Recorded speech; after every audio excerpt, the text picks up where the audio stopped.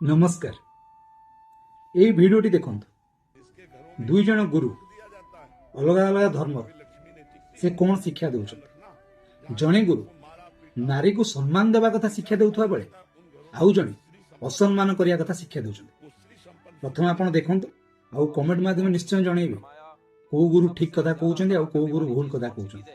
इसके घरों में स्त्री को दुख दिया जाता है, उनके घरों में कभी लक्ष्मी नहीं टिकती। ये ध्यान रखना, जहाँ स्त्रियों को मारा पीटा और मतलब उनको नीचा दिखाया जाता है, उन घरों में कभी स्त्री संपन्न नहीं हो सकते, वो स्त्री संपन्न सुखी नहीं हो सकते। आप सल्लल्लाहु अलैहि वसल्लम ने फरमाया तो सबसे ज्यादा तबाह करने वाली चीज कौन सी चीज है? वो औरत है। अगर आपकी उम्र 17 साल है, कजन की उम्र 35 साल है, आपको अच्छी लग रही है, ट्राई मारो।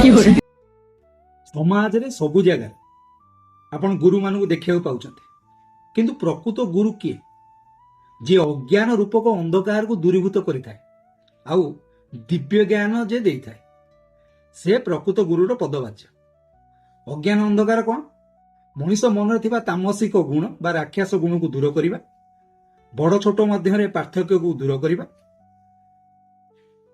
प्रकृति देइथिबा प्रत्येक जिनिस को सम्मान देबा, पशु पक्षी मान को अत्याचार न करिबा, नारी जाति को अत्याचार न करिबा, छोट पिला मान को भल उपदेश देबा, वयस्क बा वृद्ध व्यक्ति मान को सेवा करिबा।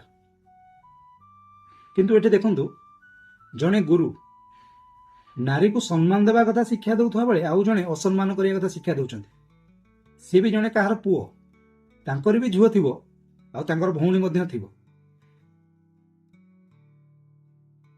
आकोतुर आपण कोन शिक्षा पाइबे?